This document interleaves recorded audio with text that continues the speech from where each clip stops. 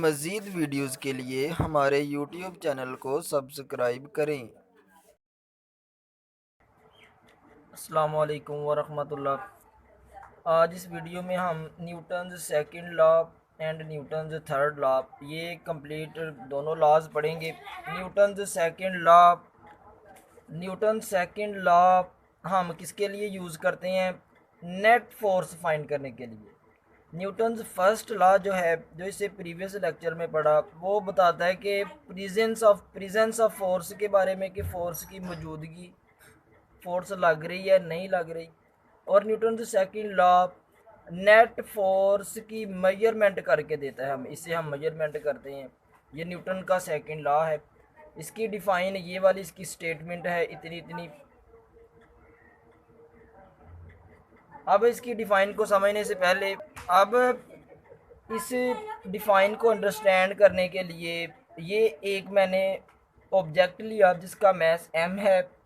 जब इसके ऊपर फोर्स F अप्लाई की, इसकी वेलोसिटी चेंज हुई। पहले इसकी इनिशियल वेलोसिटी थी, फिर फाइनल हो गई। वेलोसिटी चेंज होने से इसमें एक्सेलरेशन प्रोड्यूस हो गई। सिंपली एक ऑब्जेक्ट जिसका मैस m था, उसके ऊपर फोर्स F अप्लाई की, उसमें एक्सेलरेशन प्रोड्यूस हो गई। ये जो एक्सेलरेशन है, जितनी हम फोर्स ज़्यादा लगाएंगे उतनी एक्सेलरेशन ज़्यादा लगेगी। यानी कि जितनी हम धक्का ज़्यादा लगाएंगे किसी बस को, वो ज़्यादा तेज़ी से मूव करेगी, ज़्यादा एक्सेलरेशन होगी। एक्सेलरेशन का फोर्स के साथ डायरेक्ट रिलेशन था, फिगर से हमने लिख दिया कि फोर्स इंक्रीज करने से एक्सेलरेशन भी इंक्रीज हो रही है। अब सेकंड केस में, अगर एक हैवी बस है, उसको आप धक्का लगाएंगे, उसको फोर्स लगाएंगे, तो वो कम मूव करेगी एज़ कम्पेयर टू एक मोटरसाइकिल। एक मोटरसाइकिल का मैस कम है, ज़्यादा तेज़ी से मूव करेगी उतनी ही फोर्स लगाने से। तो फिर बस का मैस ज़्यादा है, एक्सेलरेशन कम प्रोड्यूस हुई, जबकि एक साइकिल का मैस कम, एक्सेलरेशन ज़्यादा प्रोड्यूस हुई। इससे पता चला मैस और एक्सेलरेशन का इन्वर्स रिलेशन है। अब इससे पता चला कि जब किसी बॉडी का मैस m हो, उसके ऊपर फोर्स F अप्लाई करें, फोर्स की डायरेक्शन में उस बॉडी में एक्सेलरेशन प्रोड्यूस हो जाती है। वो एक्सेलरेशन फोर्स के डायरेक्टली प्रोपोर्शनल, और वो एक्सेलरेशन मैस के इन्वर्सली प्रोपोर्शनल होती है। यही डेफिनेशन है। When a net force acts on a body when a net force acts on a body, it produces an acceleration in the body in the direction of the net force. The magnitude of this acceleration is directly proportional to the net force and inversely proportional to its mass. तो ये define से ही mathematical दो step बना दिए, दोनों को हमने compare किया। एक्सेलरेशन प्रोपोर्शनल, एफ ओवर में एम था, ओवर में ही आ गया, एम डिवाइड हो रहा है, उधर जाकर मल्टीप्लाई, इधर पहुंचे। प्रोपोर्शनल के साइन को हटाएं, स्टूडेंट्स इक्वल का साइन आता है, और साथ हम कुछ ना कुछ कांस्टेंट यूज़ करते हैं। कांस्टेंट को क्यों यूज़ करते हैं ये भी हम नेक्स्ट वीडियो में बताएंगे कि क्यों कांस्टेंट यूज़ करते हैं। बेसिकली कांस्टेंट को इक्वेशन को बैलेंस करने के लिए यूज़ करते हैं। और एसआई यूनिट्स में के की वैल्यू कितनी होती है? 1। के की जगह पे 1 पुट किया तो रह गया F is equal to M A. यही मैथमेटिकल फॉर्म है, F is equal to M A, Newton second law of motion की। यही मैथमेटिकल फॉर्म है, F is equal to M ए।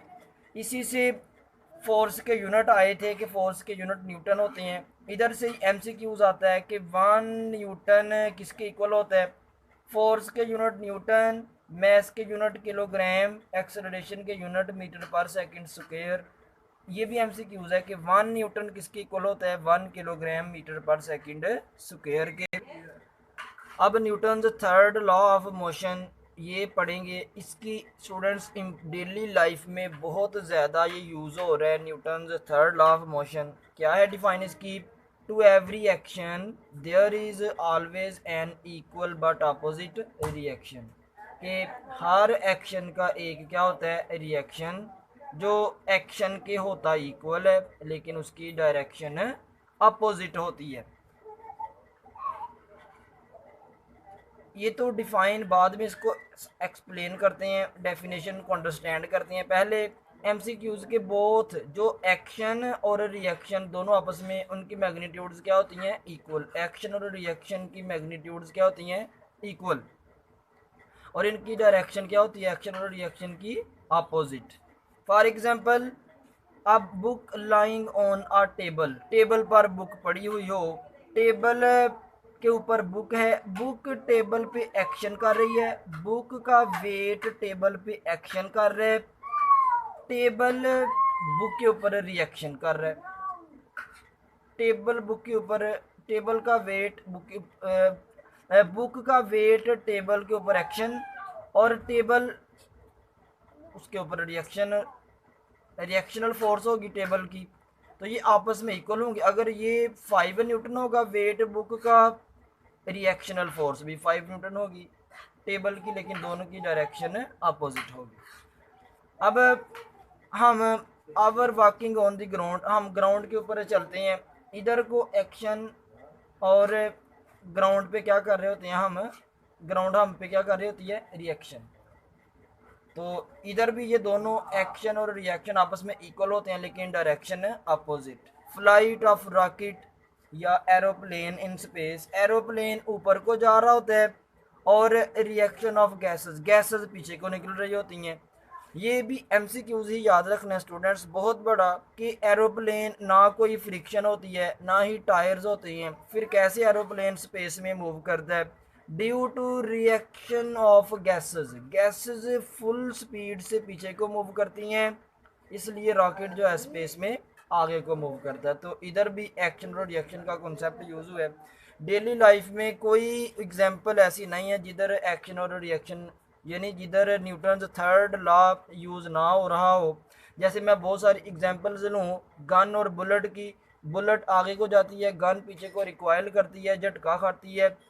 दूसरी बहुत सारी एग्जांपल्स हैं हॉर्स एंड कार्ट वाली। तो ये डेली लाइफ में बहुत ज़्यादा यूज़ है Newton third law of motion का। ये थी इसकी डिफ़ाइन, इसकी बारे में हमने 2-3 एग्जांपल्स देखी इस कॉन्सेप्ट को समझने के लिए। ये था आज का टॉपिक। अल्लाह हाफिज़।